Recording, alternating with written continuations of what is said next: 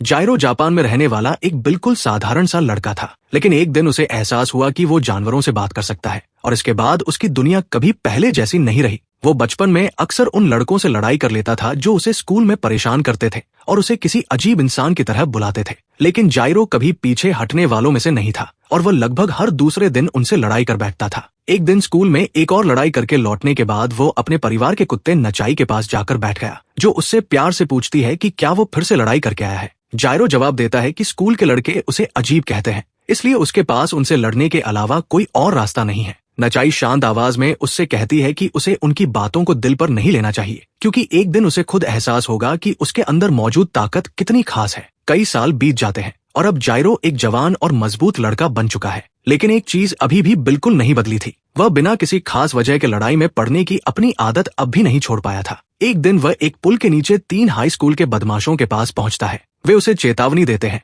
कि उनके senpai demon league का मुखिया है, लेकिन जायरो को इससे बिल्कुल भी फर्क नहीं पड़ता। वह आराम से अपनी नाक में उंगली डालते हुए जवाब देता है कि उसे कोई फर्क नहीं पड़ता और उसे लगता है कि उनका सेंपाई बस एक बेवकूफ है। ये सुनकर एक बदमाश गुस्सा हो जाता है और जायरो को मुक्का मारने की कोशिश करता है, लेकिन जायरो इतनी तेजी से उसके वार से बचता है कि वो कुछ समझ ही नहीं पाता। इसके बाद जायरो उस आदमी को लात मारकर नदी में गिरा देता है। बाकी दोनों लड़के थोड़ा डर जाते हैं और सोचते हैं कि आखिर ये कैसी निंजा वाली चालें थी, लेकिन जायरो आसानी से पीछे हटने वाला नहीं था। वह बाकी दोनों को भी चिढ़ाना शुरू कर देता है और उन्हें लड़ने के लिए मजबूर कर देता है। दोनों लड़के एक साथ उस पर हमला करने का फैसला करते हैं, लेकिन वे जायरो के सामने टिक ही नहीं पाते। जायरो उन्हें भी आसानी से हरा देता है और कुछ ही देर में तीनों बदमाश पीटे और पानी से भीगे हुए वहां से भागने लगते हैं। तभी जायरो को पीछे से किसी की आवाज सुनाई देती है, जो उसकी मदद के लिए उसे धन्यवाद दे रही थी। वो पीछे मुड़कर देखता है तो एक कौआ और एक बिल्ली उसकी तरफ आते हुए दिखाई देते हैं। बिल्ली एक बार फिर उसे धन्यवाद देती है और बताती है कि हाल के दिनों में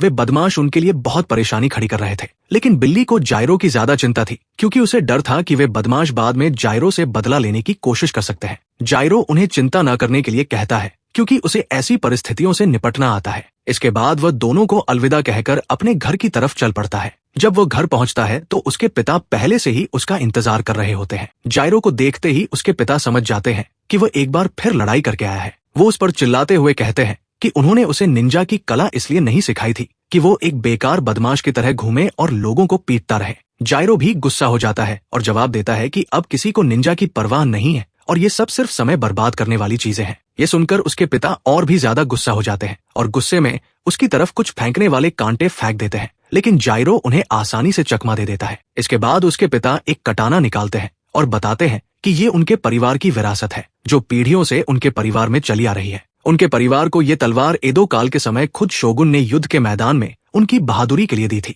वो जायरो से कहते हैं कि अब उसे एक समझदार इंसान की तरह व्यवहार करना चाहिए, क्योंकि वही उनके परिवार की आने वाली पीढ़ी को आगे बढ़ाएगा। लेकिन जायरो अपने पिता की बात सुनकर मुस्कुराता है और कहता है कि ये तलवार जरूर कोई नकली चीज होगी। ये सुनकर उसके पिता का गुस्सा और बढ़ जाता है। वह तलवार को म्यान से बाहर निकालते हैं और अपने बेटे को दिखाने के लिए तैयार हो जाते हैं कि ये तलवार असली है। जायरो तुरंत इधर उधर भागने लगता है और माफी मांगते हुए अपने पिता से बचने की कोशिश करता है। आखिरकार मामला शांत होने के बाद उसके पिता उसे सब कुछ साफ करने के लिए मजबूर करते हैं। फिर वो बताते हैं कि उन्हें शहर की एक मीटिंग में जाना है और वो रात देर से वापस आएंगे, इसलिए जायरो को सोने से पहले घर अच्छी तरह से बंद कर लेना चाहिए। जायरो बड़बड़ाते हुए कहता है कि वो अब कोई बच्चा नहीं है। तभी पहले वाला कौआ दोबारा वहां आता है और जायरो को चिल्लाकर बताता है कि एक इमरजेंसी है। जंगल में एक बिल्ली बहुत बुरी हालत में पड़ी हुई है। कौआ जल्दी से जायरो को जंगल के अंदर ले जाता है, जहां उसे एक बिल्ली जमीन पर खून के बीच पड़ी दिखाई देती है। जायरो समझ जाता है कि बिल्ली अभी भी जिंदा है और सोचने लगता है कि आखिर इसके साथ ऐसा क्या हुआ होगा। वह बिल्ली को आवाज देकर यह पता लगाने की कोशिश करता है कि वह अभी भी जिंदा है या नहीं। तभी बिल्ली के अंदर कुछ अजीब होने लगता है, जैसे उसकी आत्मा के अंदर कोई राक्षसी ताकत अचानक जाग गई हो। जायरो बिल्ली को अपने घर ले आता है और उसके घावों की मरहम पट्टी करता है। धीरे धीरे बिल्ली की हालत बेहतर होने लगती है और आखिरकार वो अपनी आंखें खोल देती है। जायरो कमरे में कुछ बिल्ली का खाना लेकर आता है और देखता है कि बिल्ली अब खतरे से बाहर है और जल्द ही पूरी तरह ठीक हो जाएगी। वो बिल्ली से उसका नाम पूछता है और कहता है कि हर आवारा जानवर का भी अपना एक नाम होता है। बिल्ली व्यंग्य करते हुए जवाब देती है कि अगर वो उसे अपना नाम बता भी दे तो इंसान इतने बेवकूफ होते हैं कि किसी दूसरी भाषा को समझ ही नहीं सकते। लेकिन बिल्ली को यह पता नहीं था कि जायरो जानवरों की भाषा समझ सकता है। ये देखकर बिल्ली बुरी तरह डर जाती है और बिस्तर के नीचे छिप जाती है। जायरो उसे बाहर आने के लिए समझाने की कोशिश करता है और कहता है कि वो जानता है कि बिल्ली थोड़ी हैरान है, लेकिन उसे डरने की जरूरत नहीं है क्योंकि जायरो बिल्कुल हार्मलेस है। बिल्ली जायरो के अंदर किसी तरह की आत्मिक ताकत महसूस करने की कोशिश करती है, लेकिन उसे ऐसी कोई शक्ति महसूस नहीं होती। इसका मतलब था कि जायरो देखने में बिल्कुल एक सामान्य इंसान ही था। फिर भी बिल्ली को समझ नहीं आ रहा था कि आखिर वो जानवरों की भाषा कैसे समझ सकता है। आखिरकार जायरो बिल्ली को बाहर निकालने के लिए अपना गुप्त हथियार इस्तेमाल करता है और वो था बिल्ली के लिए रखा गया स्वादिष्ट खाना। ज्यादा देर नहीं लगती और बिल्ली बाहर आकर खाना खाने लगती है, जबकि जायरो उसके पास बैठकर खुद से खुश होता रहता है। खाना खत्म करने के बाद बिल्ली जायरो को बताती है कि वो कोई साधारण बिल्ली नहीं है, बल्कि उसका नाम रेगो है और वह एक अमर प्राणी है। लोग उन्हें मोनोग भी कहते हैं। जायरो को कुछ समझ नहीं आता आखिर ये बिल्ली किस तरह की बातें कर रही थी। तब रेगो समझाता है कि मोनोग ऐसे जादुई प्राणी होते हैं जो अपनी इच्छा के अनुसार इंसान या जानवर का रूप ले सकते हैं। ज्यादातर इंसानों को इनके बारे में कुछ भी पता नहीं होता। इनमें से कुछ इंसानों के बीच रहना पसंद करते हैं, जबकि बाकी पहाड़ों या जंगलों में अकेले रहना पसंद करते हैं। जायरो उससे पूछता है कि वो घायल कैसे हुआ था। रेगो जवाब देता है कि उसे खुद ठीक से नहीं पता, उसे बस इतना याद है कि वो लंबे समय तक गहरी नींद में था और जब उसकी नींद खुली तो उसने खुद को चारों तरफ से घिरा हुआ पाया। वे लोग उससे उनकी मदद करने के लिए कह रहे थे, लेकिन रेगो ने उनकी मदद करने से मना कर दिया। इसके बाद उन सभी ने मिलकर उस पर हमला कर दिया और उसे मौत के करीब पहुंचा दिया। जायरो पूछता है कि अगर वे भी मोनोग थे तो रेगो ने उनकी मदद क्यों नहीं की। रेगो जवाब देता है कि उसे ऐसे प्राणियों से नफरत है। उसके अनुसार वे ऐसे परजीवी हैं जो खुद की कमजोरी छिपाने के लिए किसी ज्यादा ताकतवर व्यक्ति के पीछे छिपते हैं। रेगो की ये बात जायरो के दिल को छू जाती है। रेगो कहता है कि शायद जायरो उसकी बातों पर विश्वास भी नहीं करता होगा, इसलिए इससे कोई फर्क नहीं पड़ता। जायरो मानता है कि इस समय उसे इनमें से कुछ भी समझ नहीं आ रहा है, लेकिन इसका मतलब ये नहीं है कि वो रेगो की बात पर विश्वास नहीं करेगा। वो कहता है कि वो खुद जानवरों से बात कर सकता है, जो पहले से ही काफी अजीब है, इसलिए उसके लिए मोनोग जैसी किसी और अजीब चीज पर विश्वास करना कोई बड़ी बात नहीं है। उस शाम बाद में जायरो रेगो को अच्छी तरह नहलाता है ताकि वह साफ हो जाए। तभी उसे एहसास होता है कि रेगो के घाव पूरी तरह ठीक हो चुके हैं। जायरो कहता है कि अब उसे यकीन हो गया है कि रेगो कोई साधारण बिल्ली नहीं है, क्योंकि पहले उसे लगा था कि शायद मरते समय वो बिल्ली बस कुछ भी उल्टी सीधी बातें कर रही थी। इसके बाद जायरो कहता है कि रेगो उसे उसके पुराने कुत्ते नचाई की याद दिलाता है। हालांकि दोनों के स्वभाव में जमीन आसमान का फर्क था, क्योंकि नचाई बहुत अच्छी और प्यारी कुतिया थी। जायरो बताता है कि जब वो छोटा था तब उसे अक्सर स्कूल में परेशान किया जाता था और वो शरीर पर खरोंच और चोट लेकर घर लौटता था। नचाई उससे नहाने में मदद करने के लिए कहती थी और उसके साथ समय बिताते हुए जायरो दिन भर में हुई सारी परेशानियां भूल जाता था और फिर से शांत महसूस करने लगता था। उस रात जायरो सोने चला जाता है। आधी रात के करीब रेगो खिड़की के पास जाता है और जायरो को अलविदा कहता है। वो कहता है कि जायरो ने उसकी जान बचाई है, इसलिए वो उसका कर्जदार है, लेकिन अब उसे वहां से जाना होगा। रेगो खिड़की से नीचे कूद जाता है और उसे एहसास होता है कि उसके घाव तो ठीक हो चुके हैं, लेकिन उसकी ताकत अभी तक पूरी तरह वापस नहीं आई है। लेकिन इससे पहले कि वो वहां से जा पाता, जायरो उसके पीछे दिखाई देता है और जम्हाई लेते हुए पूछता है कि रेगो आखिर कहाँ जा रहा है। रेगो बुरी तरह डर जाता है और पूछता है कि वो इतनी जल्दी नीचे कैसे आ गया। लेकिन जायरो इस सवाल का जवाब देने की बजाय उससे पूछता है कि वह इस हालत में आखिर कहाँ जाने वाला है। रेगो जवाब देता है कि यह जायरो का मामला नहीं है। जायरो कहता है कि उसी ने रेगो की जान बचाई थी। रेगो जवाब देता है कि उसने कभी अपनी जान बचाने के लिए जायरो से नहीं कहा था।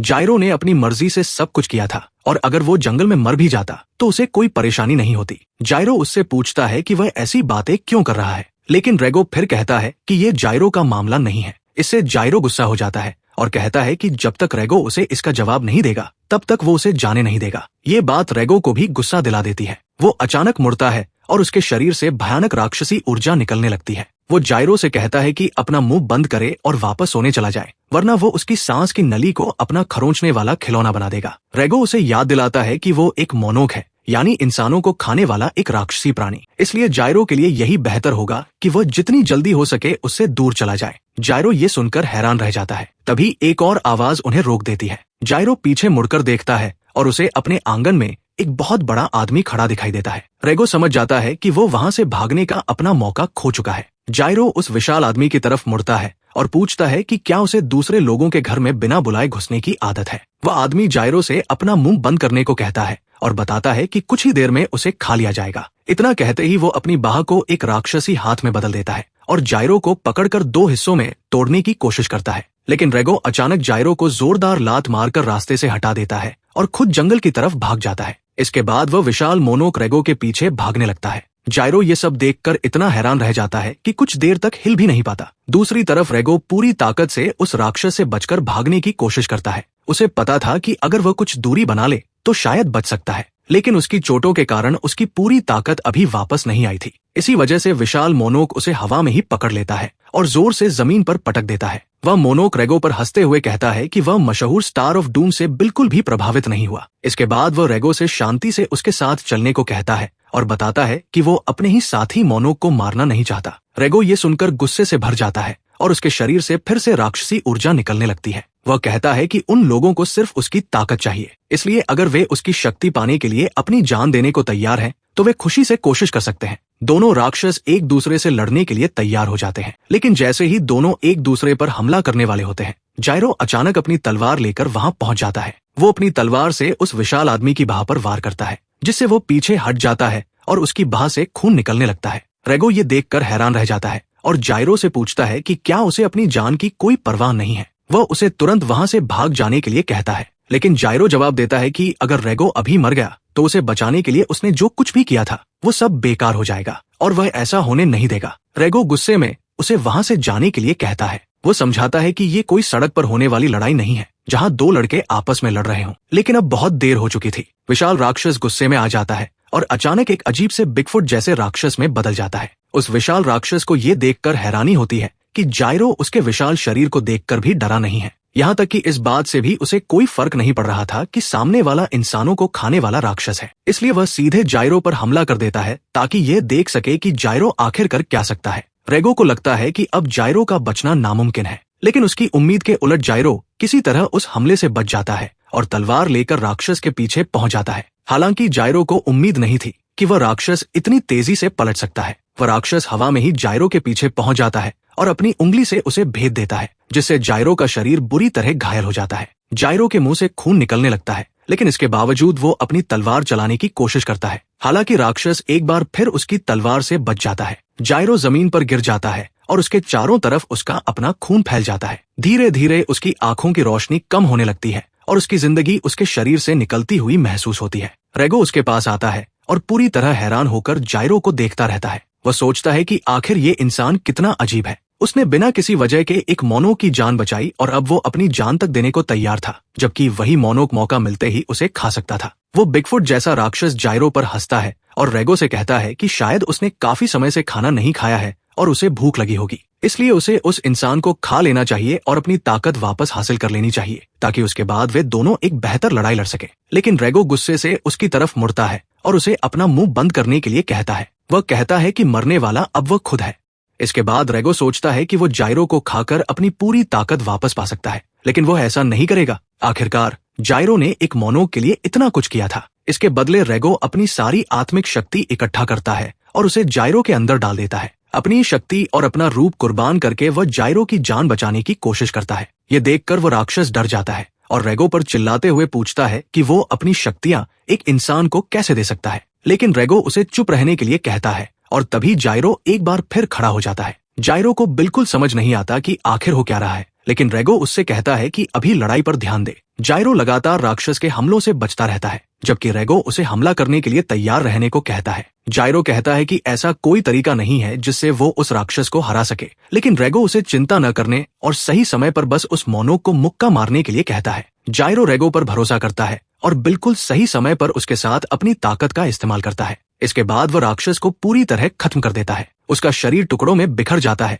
और वो वहीं मर जाता है। लेकिन इससे पहले कि जायरो समझ पाता कि उसके साथ आखिर हुआ क्या है, एक महिला उसके सामने चाकू निकालकर खड़ी हो जाती है और उसे हिलने से मना करती है। तभी एक आदमी सिगरेट पीते हुए वहां आता है और जायरो से कहता है कि उसे चिंता करने की जरूरत नहीं है, क्योंकि वे मोनोक नहीं है, वे तो जासूसी विभाग के आम सरकारी कर्मचारी हैं। वह आदमी बताता है कि वे जायरो को हिरासत में लेने आए हैं, लेकिन जायरो उससे बहस करने की कोशिश करता है और तभी वो महिला उसके सिर के पीछे जोर से मार देती है, जिससे जायरो बेहोश होकर जमीन पर गिर जाता है। स्टॉर्म ट्रूपर जैसे कपड़े पहने सैनिक आपस में बहस करने लगते हैं कि जायरो के बेहोश शरीर को कौन उठाएगा, क्योंकि वे खुद उससे डरे हुए थे। लेकिन इससे पहले कि वे कोई फैसला कर पाते, वही महिला जिसने जायरो पर चाकू ताना था खुद मामला संभालने का फैसला करती है। वो जायरो को उसके पैर से ऐसे घसीटने लगती है जैसे वो कोई मरा हुआ जानवर हो। इस बीच जायरो अपने सपने में खोया हुआ होता है। वो खुद को एक पूरी तरह सफेद जगह में पाता है और उसके सामने रेगो खड़ा दिखाई देता है, लेकिन इस बार वो धुंध जैसा नजर आ रहा था। रेगो जायरो से कहता है कि उसके सीने में भी एक बहुत बड़ा छेद है। ये बात जायरो को समझ नहीं आती। फिर रेगो नीचे देखकर अपने शरीर को देखता है और उसे अपने सीने में एक बहुत बड़ा छेद दिखाई देता है, लेकिन इससे पहले कि वो इसके बारे में ज्यादा सोच पाता, उसकी आंखें खुल जाती हैं और वो खुद को अस्पताल के एक बेड पर पाता है। सिर में तेज दर्द के साथ जायरो उठकर बैठता है और अपने सीने को छूकर देखता है कि वहां कोई छेद तो नहीं है। तभी एक आवाज उसे डरा देती है। वही लड़की जिसने उसे वहां वापस लाया था, उसके पास बैठी अपने फोन पर रील्स देख रही होती है। वो जायरो को बताती है कि वो 1.5 दिन से भी ज्यादा समय से सो रहा था और फिर अपना नाम इकाई बताती है। जायरो इससे पहले कि उससे कुछ और पूछ पाता, इकाई तुरंत अपने वरिष्ठ अधिकारी को फोन करके बताती है कि जायरो होश में आ गया है और ऐसा लग रहा है कि वो बातचीत करने की हालत में है। तभी अचानक जायरो के शरीर से काली धुंध जैसी चीज बाहर निकलती है और उसके सिर के ऊपर एक बिल्ली का आकार ले लेती है। जायरो अपने सिर के ऊपर बैठे रेगो से परेशान हो जाता है और दोनों फिर से आपस में बहस करने लगते हैं। इकाई दोनों को शांत करने की कोशिश करती है और याद दिलाती है कि ये एक अस्पताल है। कुछ देर बाद एक वरिष्ठ अधिकारी अस्पताल के कमरे में आता है और आखिरकार दोनों को शांत कर देता है। फिर वो जायरो से कहता है कि वो बहुत मजबूत लड़का है,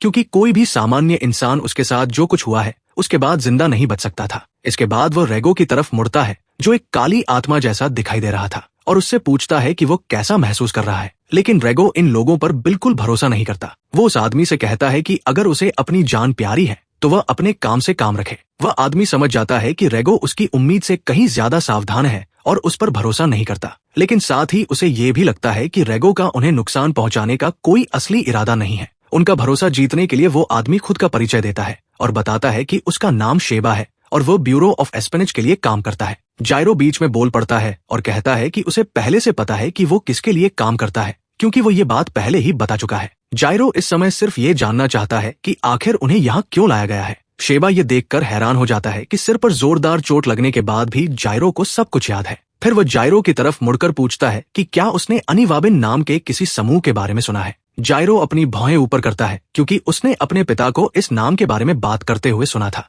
वह जवाब देता है कि उसे पता है कि अनिवाबिन लोग एदो शोगुने के समय मौजूद थे और वे ऐसे गुप्त एजेंट थे जिन्हें खुद शोगुन चुनता था। शेबा ये सुनकर सच में हैरान हो जाता है कि जायरो को उनके बारे में इतना कुछ पता है। फिर वह बताता है कि उनका काम एदो काल के साथ खत्म नहीं हुआ था। असल में वे लोग समय के साथ आगे बढ़ते रहे और आज के समय में उन्हें ब्यूरो ऑफ एस्पेनेज के नाम से जाना जाता है। शेबा बताता है कि उनके विभाग का मुख्य काम अपने देश के अंदर और दूसरे देशों में खुफिया जानकारी जुटाना और दूसरी तरफ की जासूसी का पता लगाना है। इसके अलावा उनका एक और बड़ा काम मोनोक को ढूंढना और उन्हें खत्म करना है। हालांकि शेबा बताता है कि मोनोक आमतौर पर कोई बड़ी घटना पैदा नहीं करते। ज्यादातर बड़ी घटनाएं इंसान खुद पैदा करते हैं, इसलिए उनका ज्यादातर काम वीआईपी लोगों की सुरक्षा करना और खतरनाक संगठनों की जांच करना होता है। शेबा बताता है कि उसका खास विभाग मोनोक पर काम करता है, जिसका मतलब है कि आमतौर पर उसके पास करने के लिए ज्यादा काम नहीं होता। लेकिन हाल ही में उनकी एक सुविधा पर मोनोक के एक गैंग ने हमला कर दिया था। उस समय रेगो उसी सुविधा में बंद था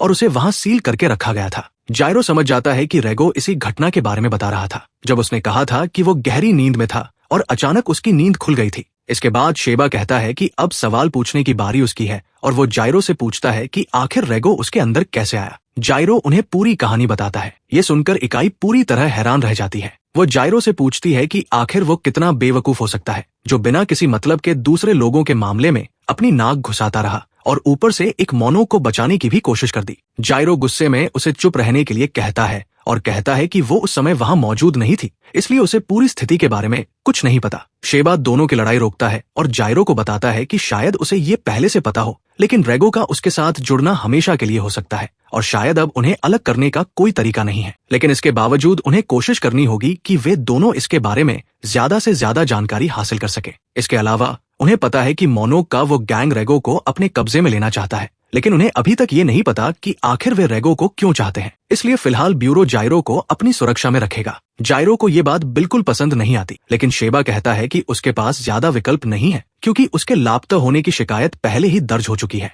शेबा बताता है कि अगले दिन जायरो को किसी दूसरी सुविधा में भेज दिया जाएगा और उसे चेतावनी देता है कि अस्पताल में कई गार्ड मौजूद है, इसलिए भागने की कोशिश करना पूरी तरह बेकार होगा। जायरो अपने अस्पताल के कमरे में अकेला बैठा बैठा बोर हो रहा होता है। वह सोचता है कि क्या अब उसे हमेशा इसी तरह अकेले कमरे में बंद रहना पड़ेगा। रेगो हंसते हुए कहता है कि उसने जायरो को पहले ही चेतावनी दी थी कि वो इन मामलों में न पड़े, लेकिन जायरो ने उसकी बात नहीं मानी। रेगो बताता है कि ब्यूरो ने ही उसे पहले कैद करके रखा था, इसलिए वे लोग जायरो के साथ भी किसी इंसान जैसा व्यवहार नहीं करने वाले। इसके अलावा जिन मोनोक लोगों को रेगो की शक्तियां चाहिए थी वे अभी भी बाहर घूम रहे हैं। वे चुपचाप बैठकर कुछ नहीं करने वाले और किसी भी हालत में जायरो तक पहुंचने की कोशिश करेंगे। रेगो अपनी बात पूरी भी नहीं कर पाता कि जायरो गुस्से में ड्रामा करने लगता है और बिस्तर से उठ खड़ा होता है। वो रेगो से कहता है कि तैयार हो जाओ क्योंकि वे यहाँ से भागने वाले हैं। जायरो कहता है कि वो यहाँ बैठकर किसी और को ये तय नहीं करने देगा कि वो क्या कर सकता है और क्या नहीं। रेगो बताता है कि कमरे के बाहर गार्ड खड़े हैं और वो जायरो द्वारा पैदा की गई एक और मुसीबत से बाहर निकलने में उसकी मदद नहीं करने वाला। जायरो जवाब देता है कि वो सब कुछ खुद संभाल लेगा। इसके बाद वह खिड़की के बाहर बैठे कौ की तरफ देखता है। कमरे के बाहर दो खास एजेंट हर चीज पर नजर रख रहे होते हैं। तभी उन्हें कमरे के अंदर से काफी शोर सुनाई देता है। वे दरवाजा खोलते हैं, लेकिन उसी समय जायरो के कहने पर कौ का एक झुंड उन पर हमला कर देता है। जायरो उनके पास से भागते हुए निकल जाता है और अस्पताल से बाहर निकलकर आजाद हो जाता है। सूरज ढलने तक जायरो अस्पताल से कुछ दूर एक पुल पर पहुंच जाता है। वहां वह कौ को उनकी मदद के लिए धन्यवाद देता है और बदले में उन्हें स्नैक्स से भरा एक प्लास्टिक बैग दे देता है। इसके बाद जायरो अपने घर वापस जाता है ताकि अपने पिता से मिल सके, लेकिन उसके घर के ठीक बाहर उसके पिता खुद उसका इंतजार कर रहे होते हैं। जायरो कोई बहाना बनाने की कोशिश करता है, लेकिन उसके पिता उसकी बात का जवाब नहीं देते और उसे अपने साथ चलने के लिए कहते हैं। जायरो अपने पिता के पीछे पीछे चलता है और उसका पिता उसे एक खाली मैदान में ले जाता है। जायरो पूछता है कि आखिर वो उसे यहाँ क्यों लाए हैं, लेकिन जवाब में उसके चेहरे पर एक जोरदार मुक्का पड़ता है और वह दूर जाकर जमीन पर गिर जाता है। जायरो 2 दिन तक गायब रहने के लिए अपने पिता से माफी मांगता है, लेकिन उसके पिता बताते हैं कि शेबा ने उन्हें सब कुछ बता दिया है और ये भी बताया है कि जायरो को ब्यूरो ऑफ एस्पेनेज अपने साथ ले गया था। वह कहते हैं कि उन्हें विश्वास नहीं हो रहा कि उनका अपना बेटा एक मोनो के साथ जुड़ गया है। जायरो हैरान होकर पूछता है कि आखिर उन्हें ये सब कैसे पता है। उसके पिता जवाब देते हैं कि उन्हें सब कुछ पता है क्योंकि वो खुद भी कभी ब्यूरो ऑफ एस्पेनेज के सदस्य रह चुके हैं। तभी रेगो जायरो के शरीर से बाहर अपनी आत्मा वाले रूप में दिखाई देता है। वो कहता है कि उसे उस बूढ़े आदमी के बारे में पहले से कुछ अजीब महसूस हो रहा था और उसकी जान लेने वाली नीयत भी महसूस हो रही थी। अब उसे समझ आ गया कि उसे ऐसा क्यों महसूस हो रहा था। जायरो का पिता जवाब देता है कि वह ब्यूरो या किसी मोनो को अपने बेटे का फायदा उठाने नहीं देगा, इसलिए अब वह जायरो और रेगो दोनों को मार देगा और उसके बाद खुद की जान भी ले लेगा। इतना कहते ही वो अपनी ताकत बढ़ाने लगता है, जबकि जायरो को बिल्कुल समझ नहीं आता कि उसे क्या करना चाहिए। उसका पिता तेजी से आगे बढ़ता है और एक जोरदार एक्स किक मारने की कोशिश करता है,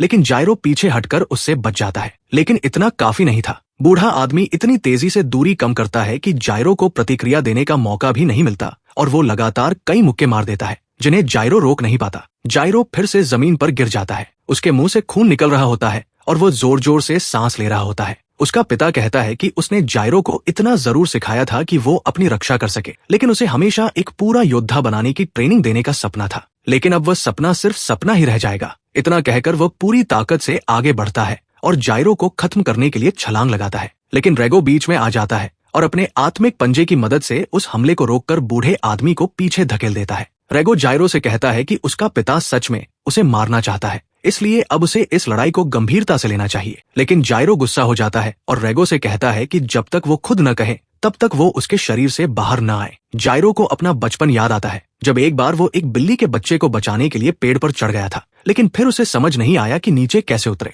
उस समय उसका पिता हमेशा उसे पकड़ने के लिए नीचे मौजूद रहता था ताकि अगर कुछ गलत हो जाए तो वो उसे बचा सके। उस घटना के लिए जायरो को डांट भी पड़ी थी, लेकिन उसका पिता हमेशा उसके साथ खड़ा रहा था। अब वही बूढ़ा आदमी जायरो को घूरते हुए कहता है कि उसने कई सालों तक अपने ही लोगों और मोनो के खिलाफ शैडो रियल्म में लड़ाई की है। वो शैडो रियल्म एक ऐसी दुनिया थी जिसे नरक कहा जा सकता है। वह बताता है कि उसने अपनी पूरी कोशिश की थी कि जायरो को इन सब चीजों से हमेशा दूर रखा जाए, लेकिन अब जायरो ने उन चीजों में दखल देकर उसकी पूरी योजना खराब कर दी है जिनसे उसे दूर रहना चाहिए था। जायरो मुस्कुराता है और कहता है कि उसे अपने किए किसी भी काम का पछतावा नहीं है। वो वादा करता है कि वो इस स्थिति से खुद बाहर निकलेगा। ये सुनकर बूढ़ा आदमी गुस्सा हो जाता है और जायरो की तरफ दौड़कर एक मुक्का मारने की कोशिश करता है, लेकिन जायरो पीछे हटने की बजाय उस मुक्के पर अपने सिर से वार करता है ताकि उसकी रफ्तार थोड़ी कम हो जाए। फिर भी बूढ़ा आदमी बहुत ताकतवर था और जायरो जोर से पीछे उछल जाता है। खुशकिस्मती से जायरो हवा में ही अपना संतुलन वापस पा लेता है और फिर से खड़ा हो जाता है। उसके माथे से खून बह रहा होता है। बूढ़ा आदमी समझ जाता है कि जायरो मरने की हालत में भी पीछे हटने वाला नहीं है और अब वो इसके बारे में कुछ नहीं कर सकता। आखिरकार वो हार मान लेता है और कहता है कि असल में कमी उसके अंदर ही थी, क्योंकि उसके पास जायरो को रोकने के लिए उतना मजबूत इरादा नहीं था। इतना कहकर वह मैदान से चला जाता है। रात होने तक जायरो अपने हॉट टब में आराम से बैठा हुआ नहा रहा होता है। रेगो उससे कहता है कि उसे इतनी जल्दी मौत के दरवाजे तक भागने की जरूरत नहीं है, क्योंकि अगर वो ऐसा करता रहा तो रेगो द्वारा उसकी जान बचाने का कोई मतलब नहीं रह जाएगा। जायरो मुस्कुराता है और रेगो को अपना पार्टनर कहता है। वह कहता है कि अब दोनों इस सब में एक साथ है। इस बीच जायरो का पिता शेबा का फोन उठाता है। शेबा उसे बताता है कि जब जायरो अस्पताल से भाग गया था तब वे लोग काफी चिंतित हो गए थे, लेकिन अगर जायरो अब अपने घर पर है तो सब कुछ ठीक होना चाहिए। शेबा बताता है कि अगले दिन वे एक कार भेजेंगे जो जायरो को लेने आएगी, क्योंकि अब जायरो भी उनके साथ काम करने वाला है और वो एक ऐसा इंसान है जिसकी उन्हें बहुत ज्यादा जरूरत है। अगली सुबह जायरो जल्दी उठ जाता है और अपना सामान पैक करने लगता है। वही रेगो उससे पूछता है कि क्या उसे सच में लगता है कि ये एक अच्छा फैसला है, लेकिन जायरो ऐसा इंसान नहीं लगता जो किसी बात को बहुत ज्यादा सोचता हो। दूसरी तरफ रेगो उसे चेतावनी देता है कि उसे इन लोगों के बारे में कुछ भी नहीं पता। अब जबकि जायरो के पास रेगो की शक्तियां भी हैं, वो एक बिल्कुल अलग तरह का इंसान बन चुका है और उन्हें नहीं पता कि ये लोग उसके साथ क्या करेंगे या क्या नहीं करेंगे। जायरो मुस्कुराते हुए पूछता है कि क्या रेगो को अब उसकी चिंता होने लगी है, लेकिन रेगो तुरंत उसे अपना मुंह बंद रखने के लिए कह देता है। जब जायरो अपना सारा सामान पैक करके नीचे अपने पिता से मिलने जाता है तभी इची वहां पहुंचती है। वो काफी चिड़ी हुई लग रही थी और बताती है कि उसे जायरो की सुरक्षा और निगरानी के लिए भेजा गया है ताकि वो फिर कोई बेवकूफी भरा काम न कर सके, जैसे कि भाग जाना। वह जायरो को दिखाती है कि बाहर ब्यूरो का ट्रक खड़ा है और उसे उसी के साथ पीछे बैठकर जाना होगा। इची जिस तरह से उसे देख रही थी उससे जायरो परेशान हो जाता है, जैसे वो कोई इंसान नहीं बल्कि एक कीड़ा हो। इसके बाद वह अपने पिता को अलविदा कहने के लिए मुड़ता है और फिर इची के साथ जाने लगता है। उसके पिता उससे कहते हैं कि वह मरे नहीं। जायरो हंसते हुए जवाब देता है कि उसे मारना इतना आसान नहीं है। इसके बाद वह अपने घर से निकल पड़ता है और उसकी नई यात्रा शुरू होती है। जैसे ही वे दोनों ट्रक के अंदर बैठते हैं और ट्रक चलना शुरू करता है, इची अचानक जायरो के हाथों में हथकड़ी लगा देती है। जायरो हैरान होकर पूछता है कि उसके साथ किसी कैदी जैसा व्यवहार क्यों किया जा रहा है। इची खुद से बड़बड़ाते हुए कहती है कि आखिर उसे इस बेवकूफ लड़के को लाने का काम क्यों दिया गया। फिर वह कहती है कि अगर उसे कैदी जैसा महसूस हो रहा है तो उसकी वजह यह है कि वह सच में एक कैदी ही है। जायरो समझ नहीं पाता और पूछता है कि वो क्या कह रही है। इची बताती है कि ब्यूरो एक ऐसा संगठन है जिसे मोनोक से लड़ने के लिए बनाया गया है और इस समय जायरो आधा इंसान और आधा मोनोक है, इसलिए तकनीकी रूप से वह उनके लिए एक कैदी मोनोक के अलावा कुछ नहीं है। वह ये भी कहती है कि उसे समझ नहीं आता कि बड़े अधिकारी जायरो में ऐसा क्या देखते हैं कि उसके ऊपर इतना समय और संसाधन खर्च किए जा रहे हैं, लेकिन वह अपने काम को बहुत गंभीरता से लेती है और जो भी करना होगा वो पूरी ईमानदारी से करेगी। जायरो उसकी तरफ देखकर कहता है कि वो सिर्फ इसलिए उससे अच्छे से बात कर रहा है क्योंकि वह एक लड़की है। अगर उसकी जगह कोई लड़का होता तो वह अब तक उसे सबक सिखा चुका होता। ये बात सुनकर इची बहुत गुस्सा हो जाती है। वह जायरो के चेहरे के पास ट्रक की दीवार पर मुक्का मारती है, जिससे वहां गहरा निशान पड़ जाता है। ये देखकर जायरो बुरी तरह डर जाता है। इची उससे कहती है कि उसे दुनिया में दो चीजों से सबसे ज्यादा नफरत है। पहली चीज मोनोक है और दूसरी चीज ऐसे लड़के जो लड़कियों को कम समझते हैं। वो जायरो से कहती है कि उसकी नजर में जायरो का कोई महत्व नहीं है, इसलिए उसके लिए यही अच्छा होगा कि वो अपना मुंह बंद रखे और उसे शांति से अपना काम करने दे। तभी रेगो अचानक जायरो के पास दिखाई देता है और इची से कहता है कि वो भी चुप हो जाए, क्योंकि वो आराम से सोने की कोशिश कर रहा था, लेकिन ये दोनों उसे चैन से सोने नहीं दे रहे थे। फिर रेगो इची की तरफ देखकर कहता है कि ब्यूरो के पास शायद लोग बहुत कम हैं, तभी उन्होंने सिर्फ एक लड़की को उनकी निगरानी के लिए भेज दिया। इची उसे घृणा से देखती है और कहती है कि वो गंदे मोनोक से बात नहीं करती, लेकिन रेगो कहता है कि इस समय उसे दूसरी समस्याओं पर ध्यान देना चाहिए। इसी बीच ट्रक चला रहे दोनों ड्राइवर एक ऐसे इलाके में पहुंच जाते हैं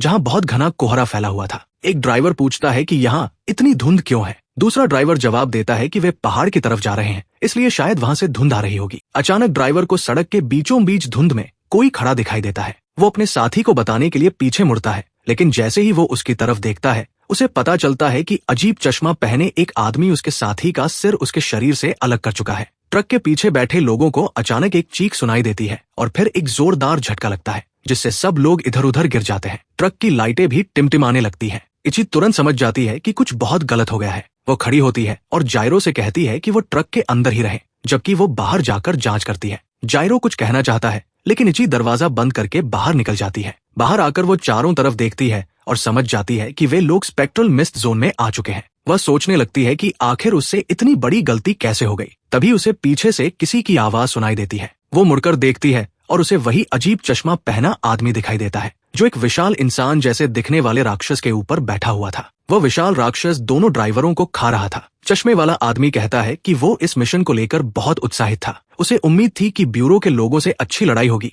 लेकिन यहाँ उसे सिर्फ 2 बेकार ड्राइवर और एक गार्ड मिली, और वो भी एक लड़की। ये सुनकर इची चिढ़ जाती है और बड़बड़ाती है कि सभी आदमी लड़कियों को कम समझते हैं। इसके बाद वह अपनी घड़ी को छूती है और उसका लड़ाई वाला कपड़ा सक्रिय हो जाता है। हालांकि देखने में वो उसके सामान्य कपड़ों से ज्यादा अलग नहीं लगता। चश्मे वाला लड़का उत्साहित हो जाता है और उस विशाल राक्षस से कहता है कि वो खाना बंद करे क्योंकि अब लड़ाई का समय आ गया है। अचानक धुंध एक बार फिर उनके चारों तरफ फैल जाती है और दोनों अपने मोनोक रूप में बदल जाते हैं। इची तुरंत अपनी बंदूक निकालती है और तेजी से गोलियां चलाने लगती है, लेकिन विशाल मोनोक पर इसका कोई असर नहीं होता। वो अपने मजबूत हाथों से सारी गोलियों को रोक देता है। इसी दौरान दूसरा मोनोक मौका पाकर पीछे से इची पर हमला कर देता है। इची किसी तरह उससे बच जाती है, लेकिन वो उड़कर विशाल मोनोक की तरफ जा गिरती है। तुरंत वह अपना चाकू निकालती है और विशाल राक्षस की मुट्ठी में घूम देती है, जिससे उसकी जान बच जाती है। साथ ही वह उसे घायल करने की भी कोशिश करती है। वो वापस अपने पैरों पर खड़ी होती है और समझ जाती है कि ये लड़ाई आसान नहीं होगी। उसके सामने 2 मोनोक थे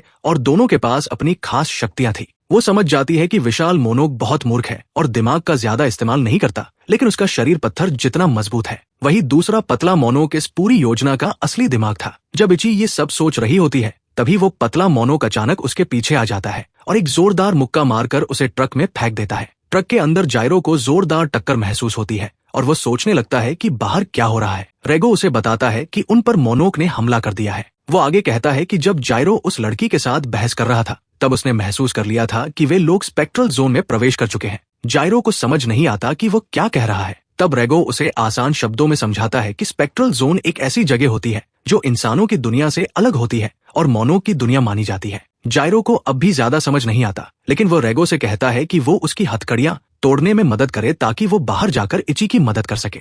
लेकिन रेगो बताता है कि ये साधारण हथकड़ियां नहीं है, इन्हें खास तौर पर आत्मिक शक्तियों को रोकने के लिए बनाया गया है, इसलिए वह अभी कुछ नहीं कर सकता। जायरो गुस्सा हो जाता है और कहता है कि वो इची से कहेगा कि वो उसकी हथकड़ियां खोल दे, लेकिन रेगो कहता है कि उन्हें ब्यूरो और मोनोक को आपस में लड़ने देना चाहिए और खुद वहां से भाग जाना चाहिए, क्योंकि दोनों के लिए जायरो सिर्फ एक ऐसा इंसान है जिस पर प्रयोग किए जा सकते हैं और जिसका इस्तेमाल किया जा सकता है, तो फिर उसे क्यों बीच में पड़ना चाहिए। लेकिन जायरो कहता है कि बाहर कोई इंसान उनकी सुरक्षा के लिए लड़ रहा है और अगर वो अंदर बैठा कुछ नहीं करता तो वो खुद को इंसान नहीं कह सकता। तभी उनकी बात अचानक रुक जाती है, क्योंकि विशाल मोनोक ट्रक के पीछे जोरदार मुक्का मारता है और ट्रक 2 हिस्सों में टूट जाता है। जायरो हवा में उछलकर दूर जा गिरता है। पतला मोनोक ट्रक के ऊपर कूदकर जायरो की तरफ देखता है और कहता है कि उसे आदेश मिला था कि जायरो को जिंदा वापस लाया जाए, लेकिन उसे इस बात से ज्यादा फर्क नहीं पड़ता। फिर भी वह जायरो को 10 सेकंड का समय देता है कि वो फैसला कर ले कि वो शांति से उनके साथ जाएगा या फिर उनका खाना बनेगा। जायरो तुरंत इची की तरफ मुड़ता है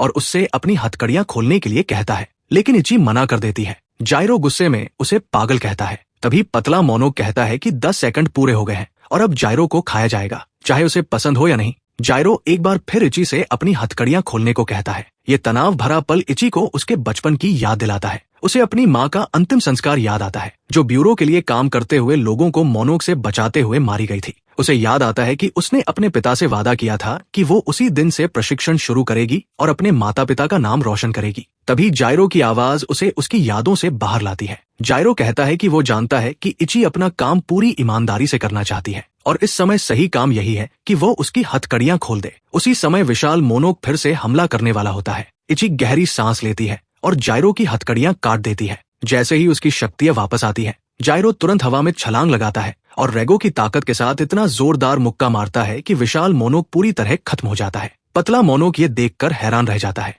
इसी मौके का फायदा उठाकर इची उसके पीछे पहुंच जाती है और अपनी तलवार से उसे टुकड़ों में काट देती है। इसके बाद जायरो उठता है और इची से कहता है कि उसने उनकी रक्षा के लिए लड़ाई की और उसने उसकी मदद करने के लिए लड़ाई की, इसलिए अब दोनों बराबर हैं। इची अब उसे पहले से थोड़ा ज्यादा सम्मान की नजर से देखने लगती है। फिर वह कहती है कि अब जब ट्रक नष्ट हो चुका है तो उनके पास बाकी रास्ता पैदल तय करने के अलावा कोई और रास्ता नहीं है। पूरा एक दिन चलने के बाद वे आखिरकार मुख्यालय पहुंच जाते हैं। अगली सुबह जायरो समुद्र किनारे के पास उठता है और दांत साफ करते हुए सोचने लगता है कि सिर्फ एक हफ्ते में उसकी जिंदगी कितनी बदल गई है। उसे मोनो के अस्तित्व के बारे में पता चला। उन राक्षसों ने उस पर 2 बार हमला किया और अब वह यहाँ पहुंच चुका है। तभी शेबा उसकी सोच को रोकते हुए उससे पूछता है कि उसे ये जगह कैसी लग रही है। जायरो कहता है कि उसे एक पल की भी आजादी नहीं मिलती क्योंकि हर समय कोई न कोई उस पर नजर रखता है। लेकिन शेबा कहता है कि यह जायरो और संगठन दोनों की सुरक्षा के लिए जरूरी है। फिर वह बताता है कि यह दूसरी टीम का मुख्यालय है और अब जायरो भी एक एजेंट के रूप में यहाँ काम करेगा। उनकी टीम का नाम होगा ब्लैक टॉर्च।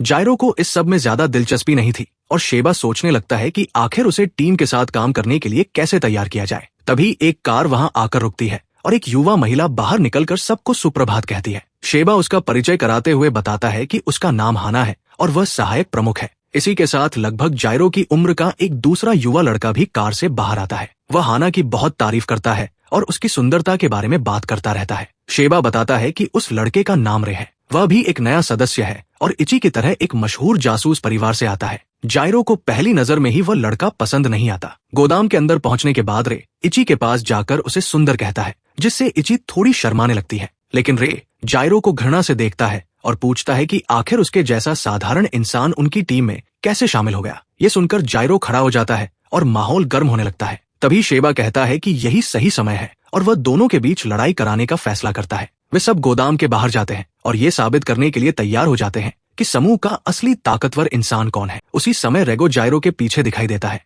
जम्हाई लेते हुए कहता है कि क्या उसे कभी बिना किसी परेशानी के आराम से सोने नहीं दिया जाएगा। जायरो उसे वापस सोने के लिए कहता है क्योंकि उसने उसे जगाया ही नहीं था। लेकिन रेगो कहता है कि वह इस चश्मे वाले नर्ड की नजरें खुद पर महसूस कर सकता था और उसे घूरते हुए नजरअंदाज करना उसके लिए मुश्किल था। जायरो रेगो को बताता है कि वह नर्ड उससे लड़ना चाहता है और इसी वजह से वे यहाँ आए हैं। लेकिन रेगो को इससे कोई फर्क नहीं पड़ता। आरवाई अपनी तलवार लेकर लड़ने के लिए तैयार हो जाता है और जायरो शेबा से पूछता है कि आखिर फोर आइज को हथियार रखने की इजाजत क्यों है जबकि उसके पास कुछ भी नहीं है। वह जवाब देती है कि आरवाई एक पुराने परिवार से है जिसने शोगुन की सेवा की थी और उसका परिवार तलवार चलाने की कला में माहिर है। वह बताती है कि रे के पूर्वजों ने ही शोगुन और राजकुमारों को तलवार से लड़ना सिखाया था। शेबा कहती है कि नर्ड को तलवार से लड़ना पसंद है लेकिन इससे कोई फर्क नहीं पड़ता क्योंकि जायरो भी अपनी पसंद का कोई हथियार उठा सकता है। आरवाई उत्साहित होकर जायरो से कहता है कि वो बिल्कुल भी पीछे न हटे और अपने नए हथियार का इस्तेमाल करे। जायरो रेगो की तरफ इशारा करके जवाब देता है कि रेगो कोई हथियार नहीं है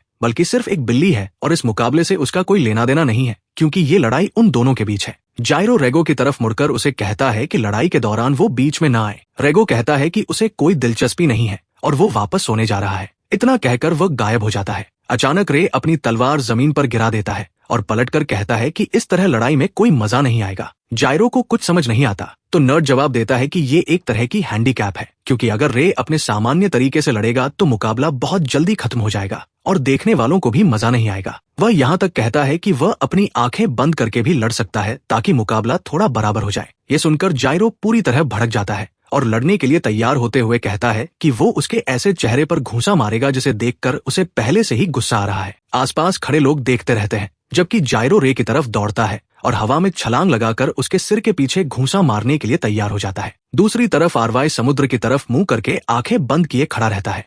इची सोचती है कि शायद वह ऐसा इसलिए कर रहा है ताकि रे जायरो के कदमों की आवाज से उसके हमले का अंदाजा न लगा सके। लेकिन शेबा को लगता है कि जायरो इतना गुस्सैल है कि उसने इतनी अच्छी योजना के बारे में सोचा ही नहीं होगा। दूसरी तरफ रे के पास लगभग छठी इंद्रिय जैसी क्षमता है जिससे वह अपने चारों तरफ की हर चीज को महसूस कर सकता है। शेबा के मुताबिक इसी वजह से वह तलवारों की एक दीवार जैसा है। ठीक सही समय पर आरवाई पलटता है, बिजली जैसी तेजी से अपनी तलवार निकालता है और जायरो के चेहरे पर सीधा वार कर देता है। जायरो जमीन पर गिर जाता है। पेन्ना को जायरो के लिए बुरा लगता है जबकि आरवाई बोलना शुरू कर देता है कि उन्हें यही लड़ाई खत्म कर देनी चाहिए। अगर वे आगे भी लड़ते रहे तो जायरो मर सकता है क्योंकि वह ऐसे हमलों को सहन नहीं कर पाएगा। लेकिन शेबा उसे चुप रहने के लिए कहती है और उसके पीछे देखने को कहती है। आरवाई पलटकर देखता है तो जायरो फिर से अपने पैरों पर खड़ा होता दिखाई देता है। वो अपने कपड़ों से धूल साफ करते हुए कहता है कि ये सिर्फ एक छोटी सी खरोंच थी और कुछ नहीं। आरवाई को भी मानना पड़ता है कि जायरो में काफी सहने की ताकत है। जायरो कहता है कि उसके दादा ने बचपन से ही उसकी जमकर पिटाई की है,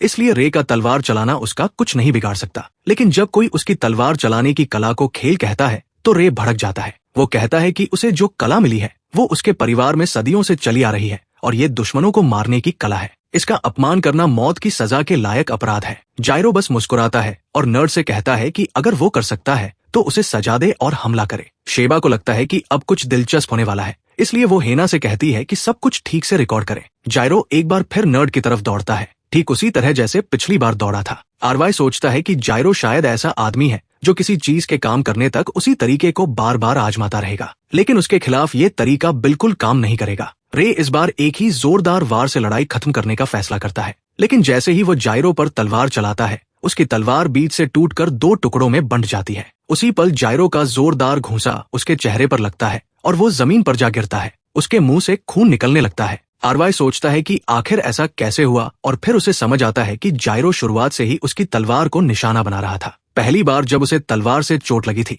तभी उसने हमले का तरीका समझ लिया था, और जब आरवाई ने दूसरी बार बिल्कुल वैसा ही हमला किया तो जायरो ने सही समय पर उसका जवाब दे दिया और तलवार तोड़ दी। जायरो हंसते हुए कहता है कि अब दोनों बराबरी पर हैं, लेकिन आरवाई के पास अब वो सहारा भी नहीं है जिसे वो अपनी तलवार समझता था। जायरो उससे पूछता है कि क्या वो हार मानना चाहता है, लेकिन वो नर्ड जितना दिखता है उससे कहीं ज्यादा मजबूत है। वो खुद को साफ करता है, अपना चश्मा ठीक करता है और फिर से जायरो की तरफ दौड़ पड़ता है। दोनों एक दूसरे पर टूट पड़ते हैं और लगातार घूंसे मारने लगते हैं। दोनों कई बार एक दूसरे के चेहरे पर घूंसे मारते हैं और आखिरकार दोनों एक दूसरे को गिराकर बेहोश हो जाते हैं। कुछ देर बाद नर्ड की आंखें खुलती हैं और वह पास में जमीन पर बैठे जायरो को देखता है। जायरो बताता है कि वो कुछ मिनट पहले ही उठा है, जिसका मतलब है कि उनकी लड़ाई बराबरी पर खत्म हुई। लेकिन नर्ड मानता है कि जायरो उससे पहले उठ गया था। जायरो उसे जूस का एक कैन फेंकते हुए कहता है कि अगर वो चाहता तो पहली ही चोट में उसे मार सकता था, और अगली बार उसकी तलवार तोड़ पाना भी सिर्फ इसलिए संभव हुआ क्योंकि वो लकड़ी की नकली तलवार थी।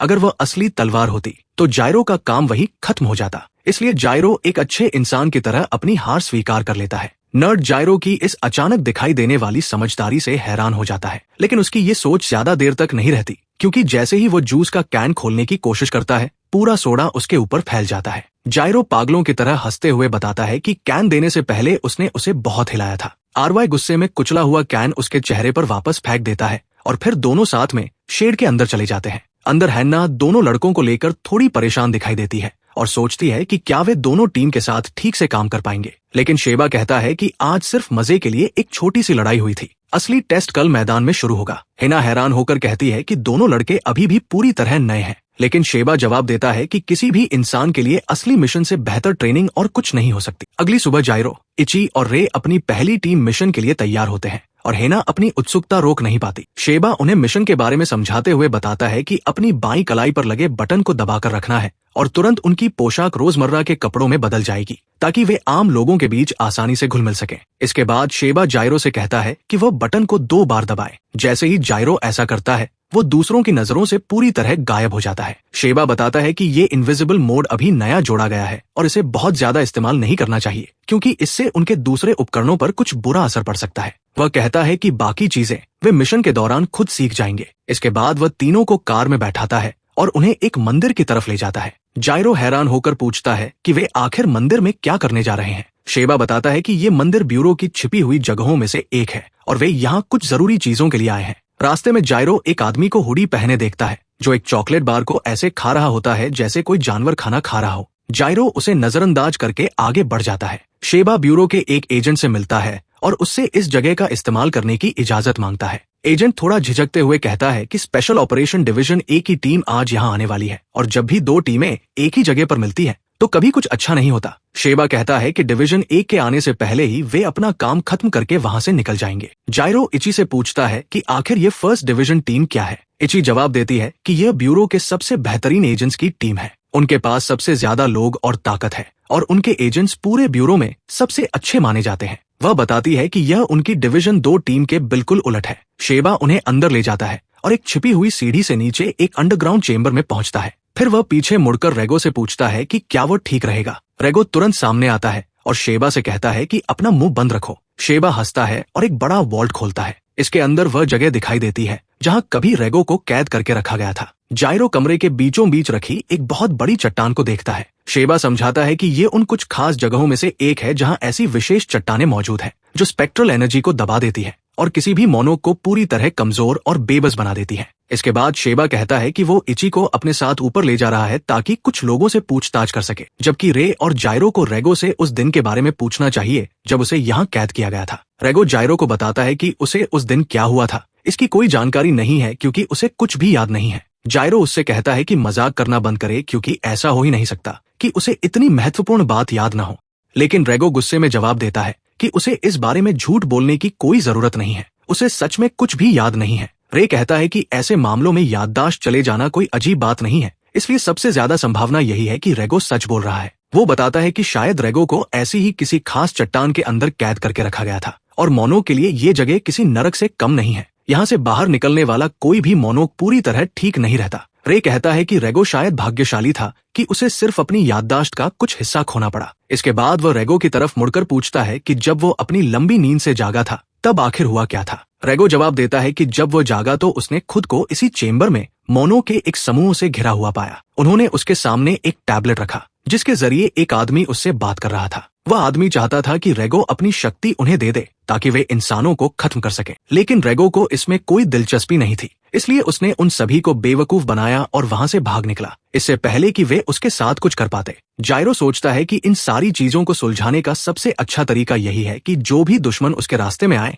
वो उसकी जमकर धुलाई कर दे। रे उस पर चिल्लाकर उसे बेवकूफ कहता है कि वो हर समस्या का हल सिर्फ लड़ाई को समझता है। तभी अचानक वही हुडी पहना हुआ आदमी उन्हें बीच में रोक देता है जिसे जायरो ने पहले रास्ते में देखा था। वो अपनी चॉकलेट नीचे गिराता है और अचानक जायरो और आरवाई के बीच आकर खड़ा हो जाता है जबकि वह रेगो से बात करने लगता है। जायरो और रे दोनों तुरंत उस पर घूंसा मारने की कोशिश करते हैं, लेकिन वो आदमी इतनी तेजी से हिलता है कि दोनों के हमले से बच जाता है और एक पल में गायब होकर फिर उनके सामने दिखाई देता है। रेगो जायरो से कहता है कि इस आदमी से सावधान रहना होगा, लेकिन जायरो तो उससे लड़ने के लिए और भी ज्यादा उत्साहित हो जाता है। जायरो और रे दोनों अपनी स्पेशल सूट्स पहन लेते हैं और सोचते हैं कि आखिर ये मिशन किस तरह का होने वाला है। हुडी वाला आदमी मुस्कुराते हुए अपना परिचय कोगा के नाम से देता है। वह कहता है कि वही इस दुनिया के सभी मोनो का लॉर्ड बनने वाला है। जायरो रे की तरफ देखकर पूछता है कि आखिर वो क्या बकवास कर रहा है, लेकिन रे के पास भी इसका कोई जवाब नहीं है। कोगा अपनी बात जारी रखते हुए कहता है कि उसे पहले थोड़ी अतिरिक्त शक्ति की जरूरत है और इसी वजह से रेगो उसके लिए बहुत जरूरी है।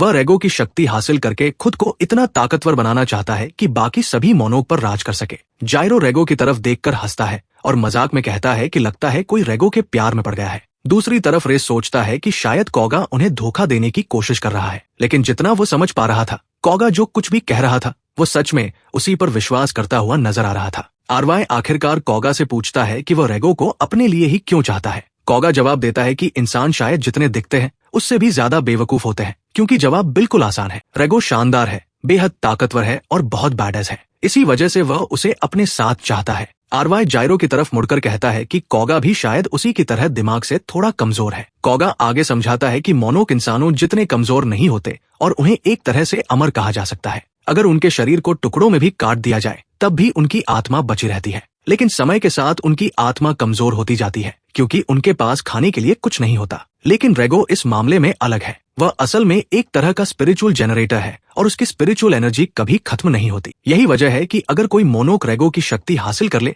तो वह सच में अमर बन सकता है और कोगा बिल्कुल यही करना चाहता है। अचानक उसके सिर से एक सींग निकल आता है और वो दावा करता है कि अब वो अमर बनेगा और सभी मोनोक में सबसे ऊंचे स्थान पर खड़ा होगा। जायरो लड़ने के लिए तैयार हो जाता है, लेकिन रे उसे सावधान रहने के लिए कहता है क्योंकि उन्हें अभी तक ये पता नहीं है कि कोगा के साथ और कौन कौन लोग हैं। लेकिन इससे पहले कि वो अपनी बात पूरी कर पाता, कोगा बिजली जैसी तेजी से उसके सामने पहुंच जाता है और सीधे उसके सीने पर जोरदार लात मारता है। आरवाई के मुंह से सांस तक निकल जाती है और कोगा उसे फिर से लात मारकर स्पेक्ट्रल रॉक के पास दूर फेंक देता है। जायरो कुछ समझ पाता उससे पहले कोगा उसका चेहरा पकड़ लेता है और उसे जमीन पर जोर से पटक देता है। वो कहता है कि जायरो उसके किसी काम का नहीं है सिवाय इसके कि रेगो अभी भी उसके शरीर से जुड़ा हुआ है। इसके बाद वो रेगो की तरफ मुड़ता है, उसे ऐसे उठा लेता है जैसे कोई सड़क पर पड़ी छोटी सी बिल्ली का बच्चा हो और कहता है कि बहुत जल्द वो रेगो को उस बेवकूफ इंसान से आजाद कर देगा जिससे वो जुड़ा हुआ है। फिर दोनों साथ मिलकर बाकी सभी मोनोक पर राज कर सकते हैं। लेकिन रेगो उसके सारे सपनों पर पानी फेर देता है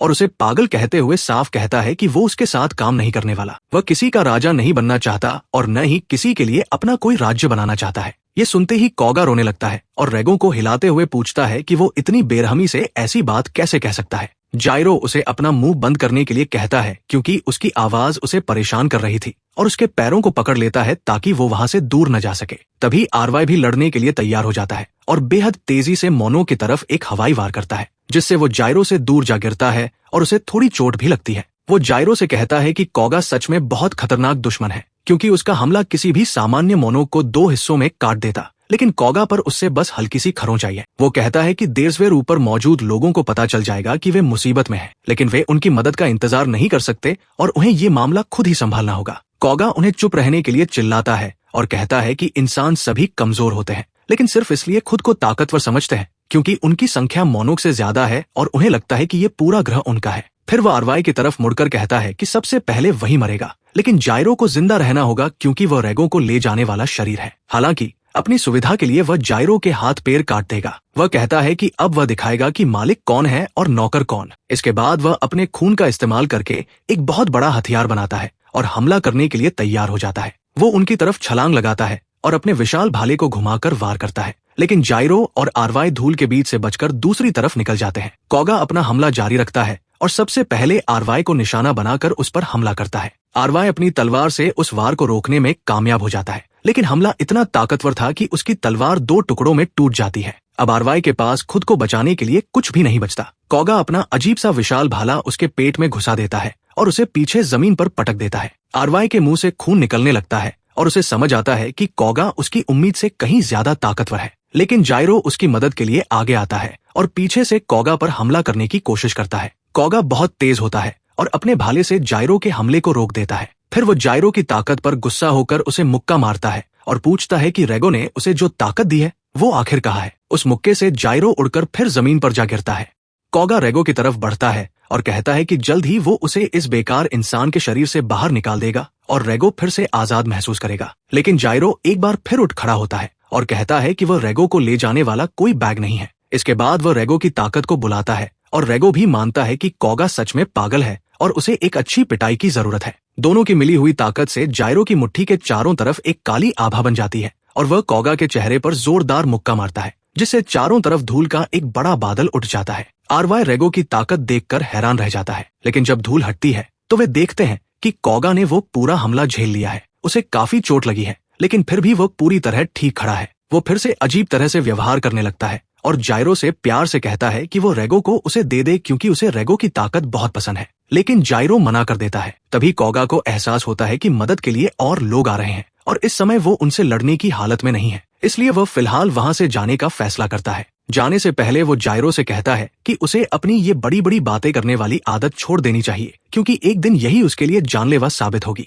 इसके बाद वह एक पोर्टल बनाता है और वहां से निकल जाता है। तभी इची एक और उम्रदराज आदमी के साथ वहां पहुंचती है जिसका नाम टो है और जो पहली टीम से है। वे सभी उस जगह से बाहर निकलकर मंदिर के पास बैठ जाते हैं। शेबा पहली टीम के लीडर से बात करता है जो उसे चेतावनी देता है कि उसकी ऐसी हरकतों के कारण उसके खिलाफ अनुशासन की कार्रवाई हो सकती है। वो उसे शांत रहने के लिए कहता है, लेकिन वो बस अपनी गाड़ी लेकर वहां से चली जाती है और शेबा तथा उसकी टीम को पीछे छोड़ देती है। शेबा पीछे मुड़कर सोचता है कि उसके हिसाब से आरवाई और जायरो दोनों ने प्रवेश परीक्षा पास कर ली है क्योंकि उन्होंने एक बेहद ताकतवर मोनो के सामने खुद को संभाल कर रखा। वह आरवाई से पूछता है कि क्या वह ठीक है, लेकिन आरवाई अपने प्रदर्शन से खुश नहीं था। वह सोचता है कि वह कितना बेकार और कमजोर था जब वह मोनोक उसे बार बार मार रहा था। वह सोचता है कि अगर उसकी यूनिफॉर्म न होती तो अब तक वह मर चुका होता। इची भी सोचती है कि अगर वो काफी मजबूत होती तो उसे पहले ही समझ आ जाता कि कुछ गलत है और शायद वो आरवाई की मदद कर पाती। दूसरी तरफ जायरो सोचता रहता है कि आखिर कौगा उससे और रेगो से क्या चाहता है। शेबा उन सभी से कहता है कि आज जो हुआ उसे लेकर चिंता करने की जरूरत नहीं है क्योंकि ये सिर्फ टीम को एक दूसरे के करीब लाने की एक कसरत थी और अब उसे पता है कि वे आगे से एक टीम के रूप में ज्यादा अच्छे से काम कर पाएंगे। अगली सुबह शेबा उन्हें ट्रेनिंग के लिए तैयार करता है। वह कहता है कि आज का दिन उनकी शारीरिक ताकत और सहन शक्ति बढ़ाने के लिए है, लेकिन इससे पहले कि वो ठीक से समझा पाता कि ट्रेनिंग में क्या होने वाला है, एक छोटी लड़की इमारत के ऊपर दिखाई देती है। वो हंसते हुए नीचे उनकी तरफ कूदती है, शायद हवा में तैरने या उड़ने की कोशिश कर रही थी, लेकिन जाहिर है वो सीधा जमीन पर गिर जाती है। फिर उठकर दावा करती है कि आज वही उन्हें ट्रेनिंग देने वाली है। इसके बाद वह जाकर शेबा के कंधों पर बैठ जाती है। शेबा बताता है कि उस लड़की का नाम फुयो है और वह एक मोनोक है। वो उन्हें बताता है कि ब्यूरो जिन भी मोनोक को देखता है उन्हें खत्म कर देता है, लेकिन जो मोनोक दोस्ताना होते हैं उन्हें छोड़ दिया जाता है और उनके साथ मिलकर काम करने की कोशिश की जाती है। फुयो उन्हें चेतावनी देती है कि वो किसी इंसान के सामने झुकने वाली नहीं है और इसका सबूत यही है कि वो अभी एक इंसान के ऊपर बैठी हुई है। फिर वो रेगो की तरफ मुड़ती है और कहती है कि वो एक गंदे आवारा जानवर के लिए काफी प्यारा और मासूम दिखता है। रेगो उसे छोटी सी बच्ची कहकर चिढ़ाता है और दोनों एक दूसरे को अलग अलग नामों से बुलाते हुए बहस करने लगते हैं, लेकिन शेबा उन्हें रोकता है और कहता है कि ट्रेनिंग शुरू होने वाली है। वो तीनों नए एजेंटों को बताता है कि मोनोक लोगों को हिप्नोटाइज कर सकते हैं और उन्हें ऐसी चीजें दिखा सकते हैं जो असल में होती ही नहीं है, इसलिए हर एजेंट के लिए ये जरूरी है कि वो ऐसी चीजों से खुद को बाहर निकाल सके। आज की ट्रेनिंग भी इसी चीज के बारे में है। ट्रेनिंग का मकसद सीधा है, उन्हें फुयो के बनाए हुए भ्रम से सुरक्षित तरीके से बाहर निकलना होगा। इसके बाद फुयो तैयार होती है और फूलों जैसी एक जादुई शक्ति का इस्तेमाल करती है, जो तीनों नए एजेंटों को एक बंद कमल के फूल के अंदर कैद कर देती है। अंदर जाते ही आरवाई खुद को एक छोटे और उथले तालाब में पाता है, जिसके चारों तरफ कमल के फूल हैं। वह आगे बढ़ते हुए सोचता है कि ये कैसी दुनिया है और वह इससे बाहर कैसे निकलेगा। तभी वह तालाब के किनारे पहुंचता है और अपने सामने एक ऐसी गुफा देखता है जो उसे जानी पहचानी लगती है। वो खुद को याद दिलाने की कोशिश करता है कि ये सिर्फ एक भ्रम है, लेकिन तभी उसे सफेद बालों वाला एक जवान लड़का गुफा से तलवार निकालकर बाहर आता दिखाई देता है। आरवाई उसे पहचान जाता है, वो उसका भाई है। आरवाई फिर खुद को याद दिलाता है कि ये सब सिर्फ एक भ्रम है, लेकिन उसका भाई उसे पुकारता है और तुरंत उस पर हमला करने के लिए कूद पड़ता है। आरवाई मुश्किल से समय पर अपनी तलवार उठाकर अपने ही भाई के हमले को रोक पाता है। उधर इची भी अपने ही सपने में फंसी हुई है। वो अपने बचपन के रूप में खुद को देखती है, जहाँ वो अपनी माँ के साथ खुशी खुशी बागवानी कर रही है। उसकी माँ उससे पूछती है कि क्या वह बड़ी होकर माली बनना चाहती है। छोटी इची जवाब देती है कि वह अपने माता पिता की तरह एक जासूस बनना चाहती है। तभी उसकी माँ को काम के लिए एक और फोन आता है। हर दूसरे दिन की तरह वो इची को खेलने के लिए छोड़कर एक मिशन पर चली जाती है, लेकिन उसे नहीं पता था कि ये उसका आखिरी मिशन होगा। उसकी माँ उस मिशन से कभी वापस नहीं लौटती और उसका अंतिम संस्कार किया जाता है। इची को उस दिन की ज्यादा बातें याद भी नहीं थी, क्योंकि सब कुछ उसकी आंखों के सामने एक धुंध की तरह हुआ था। उस दिन के बाद से ऐसा लगने लगा जैसे उसके जीवन से हंसी दूर हो गई हो। उसने अपनी पूरी ताकत एक एजेंट बनने में लगा दी। वो हर दिन दौड़ने लगी ताकि पहले से ज्यादा तेज हो सके। धीरे धीरे जब वो बड़ी हो गई और एक अच्छी एजेंट बन गई, तो उसे एक गुप्त जगह पर बुलाया गया। वहाँ एक एजेंट ने उसके पिता का लिखा हुआ एक खत उसे पढ़कर सुनाया। तभी उसने उस भूमिगत कमरे के बीच में अपनी माँ जैसी दिखने वाली एक मूर्ति देखी, लेकिन उसके पिता ने खत में बताया था कि वो असल में उसकी माँ ही है, जिसे एक जादू के कारण पत्थर बना दिया गया है। उसकी माँ अभी भी जिंदा है। उस दिन के बाद से इची का सिर्फ एक ही लक्ष्य था, उस मोनो को ढूंढना जिसने उसकी माँ के साथ ऐसा किया था, और अपनी माँ को फिर से सामान्य इंसान बनाना। वो भ्रम के अंदर उस मूर्ति को छूती है और अचानक मूर्ति हिलने लगती है। तभी उसके अंदर से एक राक्षस बाहर निकलता है और उस पर हमला करने के लिए तैयार हो जाता है। उधर जायरो इस पूरे समय गोल गोल घूम रहा था और बाहर निकलने का रास्ता ढूंढ रहा था। तभी अचानक उसका सामना एक बहुत बड़े और डरावने छाया जैसे राक्षस से हो जाता है। रेगो उसे पहचानता हुआ लगता है, लेकिन वो जानता है कि वे इस समय एक भ्रम के अंदर है, इसलिए वो असली नहीं हो सकता। लेकिन जायरो को इससे कोई फर्क नहीं पड़ता। वह उस राक्षस को टुकड़ों में तोड़ने के लिए तैयार हो जाता है। उधर गुफा के पास आरवाई को अपने बचपन के दिन याद आने लगते हैं। जब वो छोटा था तो वो हमेशा अपने जुड़वा भाई शिन के साथ तलवार की प्रैक्टिस करता था। शिन उससे सिर्फ कुछ मिनट बड़ा था, लेकिन तलवार चलाने में हमेशा उससे बेहतर था। शिन हर बार आरवाई को आसानी से जमीन पर गिरा देता था। उसे ऐसी ही एक लड़ाई याद आती है जब आरवाई बुरी तरह घायल हो गया था और उनके पिता ने शिन की शानदार तलवारबाजी की तारीफ की थी। आरवाई अभी भी जमीन पर पड़ा हुआ था, जबकि शिन अपने पिता की बात सुनकर खुश होता है, लेकिन तुरंत ही वह अपने भाई को उठाता है और उसके घावों पर पट्टी करने लगता है। आरवाई मजाक करते हुए कहता है कि अब उसके पास छिपाने के लिए एक और निशान आ गया है। शिन माफी मांगता है और कहता है कि वो इतनी जोर से हमला नहीं करना चाहता था, लेकिन लड़ाई के जोश में खुद पर काबू नहीं रख पाया। आरवाई उससे माफी मांगने से मना करता है और कहता है कि अगर शिन को उनके परिवार का अगला मुखिया बनना है तो उसे और मजबूत होना पड़ेगा, और अगर उसे मजबूत बनाने के लिए आरवाई को एक सीढ़ी बनना पड़े तो वो खुशी से ऐसा करेगा। शिन ये सुनकर हंसता है और कहता है कि आरवाई कोई सीढ़ी नहीं है। वह कहता है कि चाहे उनके परिवार का मुखिया कोई भी बने, वे हमेशा भाई रहेंगे। शिन कहता है कि ये सोचकर ही उसे अच्छा लगता है कि उसका एक भाई है जो उसकी पीठ देख सकता है, और अगर किसी दिन शिन परिवार का मुखिया बनने में असफल रहा तो ये जिम्मेदारी आरवाई को दी जा सकती है। आरवाई ये सुनकर मुस्कुराता है, लेकिन वो जानता था कि ऐसा कभी नहीं होगा। भले ही वे जुड़वा थे और पूरी जिंदगी साथ रहे थे, लेकिन शिन हर चीज में आरवाई से थोड़ा बेहतर था। इस समय तक आरवाई ने यह स्वीकार कर लिया था कि उसे हमेशा अपने भाई की परछाई में ही रहना पड़ेगा, और अब उसे इस बात का बुरा भी नहीं लगता था। ऐसे ही समय गुजरता रहा और आखिरकार वह दिन आ गया जब तलवार की वह रस्म होने वाली थी जो ये तय करती थी कि परिवार का अगला मुखिया कौन बनेगा। तलवार की ये रस्म उनके परिवार के लिए बहुत खास थी, क्योंकि इसी से परिवार का नया मुखिया चुना जाता था। ये रस्म उनके घर के पीछे पेड़ों से घिरी एक अंधेरी गुफा में होती थी। गुफा के सबसे अंदर वाले हिस्से में एक खास तलवार रखी गई थी, जिसे उनके परिवार ने कई पीढ़ियों से संभाल कर रखा था। उस तलवार का नाम हेल टेम्पेस्ट था। बहुत समय पहले उस तलवार पर एक मोनो का कब्जा हो गया था। तलवार की इस रस्म को पूरा करने के लिए उस तलवार के अंदर मौजूद आत्मा को हराना और तलवार पर अपना नियंत्रण हासिल करना जरूरी था। आरवाई को याद आता है कि उसने बचपन में एक बार ये तलवार वाली रस्म देखी थी, लेकिन उस दिन की उसे सिर्फ एक ही बात याद थी कि वह कितना डरा हुआ था। उनके पिता शिन को इस रस्म के लिए तैयार करते हैं और बताते हैं कि तलवार के अंदर मौजूद श्राप हर गुजरते साल के साथ और ताकतवर होता जाता है, इसलिए उसे अपनी पूरी ताकत लगाकर उस श्राप का सामना करना होगा। शिन मुस्कुराता है और कहता है कि वो ज्यादा देर नहीं लगाएगा। इसके बाद वो खुशी खुशी गुफा के अंदर चला जाता है। आरवाई बाहर ही रहता है क्योंकि उसे पूरा भरोसा था कि शिन चाहे कुछ भी हो जाए उस आत्मा को हरा देगा। शिन सही कह रहा था कि उसे ज्यादा समय नहीं लगा, लेकिन गुफा से जो बाहर आया वो असल में शिन नहीं था। उसने सभी पहरेदारों को मार डाला और अपने पिता के साथ लड़ाई शुरू कर दी। आरवाई सिर्फ वहीं खड़ा होकर सब कुछ देखता रह गया। वह इतना डरा हुआ था कि कुछ भी नहीं कर पा रहा था। शिन लड़ाई हार गया और मोनोक जीत गया। उनके पिता आरवाई को चिल्लाकर कहते हैं कि वो वहां से भाग जाए क्योंकि शिन इस समय उसके मुकाबले बहुत ज्यादा ताकतवर है। लेकिन शिन इसका फायदा उठाता है और अपने ही पिता को तलवार से 2 हिस्सों में काट देता है। आरवाई बस खड़ा होकर ये सब देखता रहता है। शिन की आंखों से आंसू बह रहे थे। वह आरवाई से कहता है कि पिता सही कह रहे थे और इस समय आरवाई उसके मुकाबले बिल्कुल भी नहीं टिक सकता। इसलिए वो आरवाई से कहता है कि वो अपनी जान की तरह मेहनत करके ट्रेनिंग करे ताकि एक दिन वो इतना मजबूत बन सके कि शिन को मार सके। इसके बाद शिन पीछे मुड़ता है और जंगल के अंदर चला जाता है, जबकि आरवाई उसे वापस आने के लिए चिल्लाता रहता है। वास्तविक दुनिया में वापस आरवाई अपने भाई के भ्रम से लड़ रहा होता है। शिन उससे कहता है कि लड़ने का कोई फायदा नहीं है क्योंकि आरवाई उसे हरा ही नहीं सकता। लेकिन आरवाई अपना दिमाग शांत करता है और खुद को याद दिलाता है कि ये सिर्फ उसके दिमाग की बनाई हुई एक तस्वीर है, उसका असली भाई नहीं। शिन फिर उस पर हमला करता है, लेकिन आरवाई इस बार उसके हमले को रोक लेता है और उसे पीछे धकेल देता है। इसके बाद आरवाई आखिरी लड़ाई के लिए तैयार होता है। दोनों पूरी तेजी से एक दूसरे की तरफ दौड़ते हैं, लेकिन यह भ्रम आरवाई के सामने ज्यादा देर नहीं टिक पाता। वह आसानी से उसे नष्ट कर देता है और इस तरह अपनी परीक्षा पास कर लेता है। उधर इची अभी भी अपने डर से लड़ रही थी। उसकी माँ का मोनोक रूप उसके ऊपर हमला करता है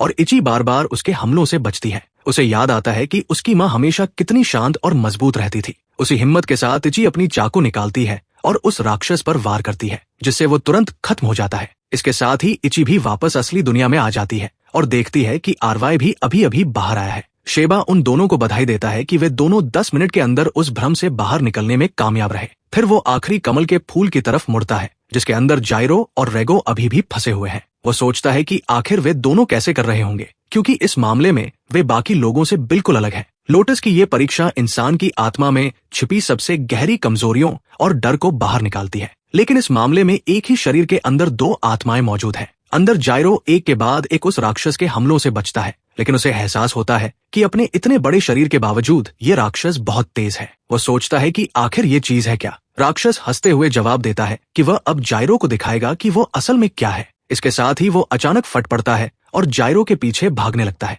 जबकि जायरो अपनी जान बचाकर भागता रहता है। बाहर फुयो को एहसास होता है कि कुछ गड़बड़ हो गई है। जैसे ही वो अपनी आंखें खोलती है, वो देखती है कि उसका गुलाबी लोटस अब पूरी तरह काला हो चुका है। शेबा पूछता है कि क्या हुआ, तो फुयो बताती है कि उसने लोटस पर अपना नियंत्रण खो दिया है। उसे लगता है कि ऐसा रेगो की वजह से हुआ है। वो बताती है कि आमतौर पर उसके पास पूरी स्थिति का पूरा नियंत्रण रहता है और अगर ट्रेनिंग बहुत खतरनाक हो जाए तो वो उसे बीच में ही रोक सकती है, लेकिन इस समय वह कुछ भी कंट्रोल नहीं कर पा रही है। अब जायरो को खुद ही इस स्थिति से बाहर निकलना होगा, वरना वो हमेशा के लिए लोटस के अंदर फंसकर खत्म हो जाएगा। अंदर अचानक जायरो और रेगो को एक दूसरे समय में पहुंचा दिया जाता है। वे चारों तरफ देखते हैं और खुद को उसी मंदिर के पास पाते हैं जहां रेगो को जिस काले ऑब्सिडियन पत्थर में सील किया गया था वो मौजूद था। लेकिन इस बार वह पत्थर जमीन के नीचे नहीं बल्कि मंदिर के ऊपर रखा हुआ था। रेगो को बिल्कुल समझ नहीं आता कि वे कहाँ हैं। तभी उन्हें एक जवान लड़के की आवाज सुनाई देती है जो मंदिर की तरफ भागते हुए आ रहा था और गांव में हुई अच्छी फसल के लिए लॉर्ड रेगो को धन्यवाद दे रहा था। जायरो और रेगो ये सुनकर हैरान रह जाते हैं, लेकिन इससे भी ज्यादा हैरानी की बात ये थी कि रेगो खुद मंदिर के पास दिखाई देता है और उस जवान लड़के से कहता है कि उसे हर दिन यहाँ आने की जरूरत नहीं है क्योंकि उसने इस अच्छी फसल के लिए कुछ भी नहीं किया है। जवान लड़का मुस्कुराते हुए जवाब देता है कि दूसरे गांवों में मोनोक और राक्षस इंसानों से लड़ रहे हैं और हर दिन लोगों को मार रहे हैं, लेकिन रेगो की वजह से वे इस गांव में आने से डरते हैं, इसलिए यहाँ के लोग सुरक्षित हैं। रेगो दूसरी तरफ देखते हुए कहता है कि वह उन्हें बचाने के लिए ऐसा कुछ नहीं कर रहा है, बस उसे ये जगह पसंद है और वह यहाँ रहना चाहता है। जवान लड़का कहता है कि सिर्फ रेगो के यहाँ मौजूद होने की वजह से गांव वाले सुरक्षित हैं और ये बात उसे बहुत खुश करती है। इसके बाद वह रेगो के लिए कुछ मूली और मछलियां रखता है और अगले दिन फिर आने का वादा करके मंदिर से चला जाता है। जायरो अचानक समझ जाता है कि ये पूरी तरह अलग समय है। तभी वह राक्षस भी यही बात बोल देता है और बताता है कि ये साल 1730 है, यानी रेगो के उस ऑब्सिडियन पत्थर में सील होने से 1730 साल पहले का समय। वह बताता है कि उस समय मोनोक सिर्फ कोई ऐसी चीज नहीं थे जिसे कुछ ही लोग जानते थे। आम लोग भी उनके बारे में अच्छी तरह जानते थे। लोग उनसे डरते भी थे और उनकी पूजा भी करते थे। तभी जायरो देखता है कि सफेद बालों वाला एक जवान आदमी मुस्कुराते हुए मंदिर की तरफ आ रहा है। वह रेगो को देखकर उसे अपना पुराना दोस्त कहकर बुलाता है।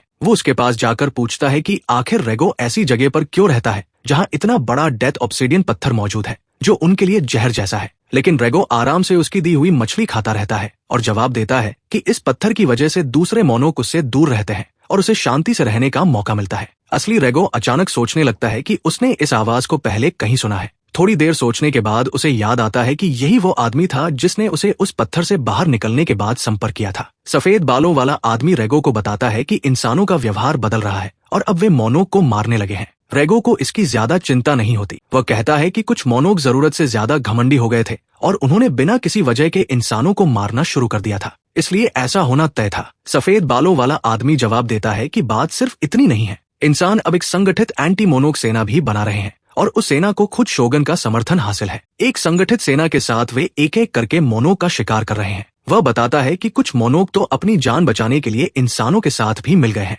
इससे वो पुरानी व्यवस्था बदल रही है जिसमें मोनोक इंसानों का शिकार करते थे और इंसान उनसे डरते और उनकी पूजा करते थे। रेगो फिर भी इन सब चीजों की परवाह नहीं करता और पूछता है कि आखिर वह चाहता क्या है। तभी अचानक कई मोनोक वहां दिखाई देने लगते हैं। सफेद बालों वाला आदमी रेगो को बताता है कि वो इंसानों का मुकाबला करने के लिए अपनी खुद की सेना तैयार कर रहा है और वह चाहता है कि रेगो भी उनके साथ शामिल हो जाए। रेगो साफ मना कर देता है और कहता है कि वो ऐसे किसी भी समूह का हिस्सा नहीं बनना चाहता। उसके सामने खड़ा एक मोनोक चिल्लाने लगता है और कहता है कि रेगो इस स्थिति की गंभीरता को समझ नहीं रहा है। कुछ दूसरे मोनोक पूछते हैं कि कहीं वह इंसानों की तरफ तो नहीं है, लेकिन सफेद बालों वाला आदमी उन सभी को चुप करा देता है और रेगो की तरफ देखकर कहता है कि रेगो जैसी ताकत और शक्ति रखने वाले मोनोक को नजरअंदाज नहीं किया जा सकता। वो वादा करता है कि वो अगले दिन वापस आएगा और रेगो से कहता है कि वो इस बारे में सोच ले, लेकिन रेगो साफ कह देता है कि दोबारा आने की जरूरत नहीं है क्योंकि उसका जवाब नहीं बदलेगा। अगली सुबह अमागी यानी वही सफेद बालों वाला आदमी फिर मंदिर वापस आता है। वह कहता है कि वो अपना जवाब लेने आया है और जानना चाहता है कि रेगो उनके साथ आएगा या नहीं। रेगो एक बार फिर कहता है कि उसे इसमें कोई दिलचस्पी नहीं है, लेकिन तभी उसकी नजर अमागी के हाथ से टपक रहे खून पर पड़ती है। अमागी हंसते हुए बताता है कि ये गांव बहुत अच्छा, उपजाऊ और इंसानों से भरा हुआ है, इसलिए रास्ते में उसने थोड़ा खाना खा लिया। उसके हाथ में उसी जवान लड़के का कटा हुआ सिर था जो हर दिन रेगो के लिए मछली लेकर आता था। ये देखकर रेगो का गुस्सा पूरी तरह फूट पड़ता है और वह एक बहुत बड़े राक्षस में बदल जाता है। तभी जायरो को एहसास होता है कि जिस राक्षस से वे पहले लड़ रहे थे वो कोई और नहीं बल्कि खुद रेगो था। अमागी भी तुरंत एक मोनोक के रूप में बदल जाता है। रेगो एक जादुई हमला तैयार करता है और गुस्से में अमागी पर सीधा हमला कर देता है। रेगो की ताकत इतनी ज्यादा थी कि उसके हमले से आसपास की हर चीज पूरी तरह तबाह हो जाती है। मंदिर, पहाड़, जंगल, अमागी के साथ आए सभी मोनोक और यहाँ तक कि गांव का हर इंसान भी पूरी तरह खत्म हो जाता है। अमागी का एक हाथ भी कट जाता है और वो बुरी हालत में जमीन पर पड़ा रहता है। फिर भी वह कहता है कि रेगो उतना ही ताकतवर है जितना उसने सोचा था, लेकिन अब पूरा गांव तबाह हो चुका था। अमागी कहता है कि अब इंसान रेगो के खिलाफ हो जाएंगे और आखिरकार उसका पीछा करके उसे मार डालेंगे, इसलिए उसके लिए सबसे अच्छा रास्ता यही होगा कि वह मोनोक के साथ शामिल हो जाए। रेगो कुछ देर तक सोचता है। उसे याद आता है कि वह जवान लड़का उसे पूरे गांव का रक्षक और बचाने वाला मानता था, लेकिन अभी उसने जो तबाही मचाई थी उसे देखकर रेगो फैसला करता है कि वो किसी भी तरफ नहीं जाएगा। इसके बाद वह डेथ ऑब्सिडियन की तरफ बढ़ता है। अमागी उसे रुकने के लिए चिल्लाता है, लेकिन रेगो डेथ ऑब्सिडियन के साथ खुद को जोड़ लेता है और हमेशा के लिए उस पत्थर के अंदर खुद को सील कर देता है। इसके बाद वे दोनों फिर उसी सपने जैसी जगह पर वापस आ जाते हैं जहां रेगो की आत्मा उनके सामने खड़ी होती है। वो इस बात से गुस्से में था कि रेगो ने एक इंसान के साथ जुड़कर आखिरकार एक तरफ का चुनाव कर लिया, जबकि उसने कभी किसी का पक्ष न लेने का फैसला किया था। वह राक्षस उन दोनों पर हमला करता है, लेकिन जायरो उसकी पहुंच से बाहर कूद जाता है और रेगो से पूछता है कि क्या अब इस पूरे नाटक को खत्म कर देना चाहिए। रेगो जायरो को अपनी सारी ताकत दे देता है और दोनों लड़ने के लिए तैयार हो जाते हैं। बाहर फुयो पूरी ताकत लगाकर लोटस पर अपना नियंत्रण वापस पाने की कोशिश करती रहती है, लेकिन हर बार असफल हो जाती है। तभी उस काले लोटस पर एक दरार दिखाई देती है। अगले ही पल एक बहुत बड़ा राक्षस जैसा हाथ लोटस को तोड़कर बाहर निकलता है और उसके बाद जायरो और रेगो भी बाहर आ जाते हैं। दोनों इस बात से गुस्से में थे कि उन्होंने ये परीक्षा सबसे आखिर में पूरी की थी। थोड़ी देर बाद कुछ कोल्ड ड्रिंक्स पीते हुए जायरो उन सभी को बताता है कि उसने लोटस के अंदर क्या क्या देखा। शेबा को एहसास होता है कि उन्हें अभी अभी बहुत महत्वपूर्ण जानकारी मिली है। हाना पूछती है कि क्या उसे ये जानकारी ऊपर के अधिकारियों को देनी चाहिए, लेकिन शेबा मना कर देता है। वह कहता है कि अगर उन्होंने ये जानकारी ऊपर वालों को बता दी तो वे इसे अपने फायदे के लिए इस्तेमाल करेंगे। इसके बजाय शेबा आगे की योजना बनाना शुरू करता है और समोगी को ढूंढने का फैसला करता है, लेकिन यहीं पर यह वीडियो खत्म होता है। वीडियो पसंद आया हो तो इसे लाइक करें और चैनल को सब्सक्राइब जरूर करें।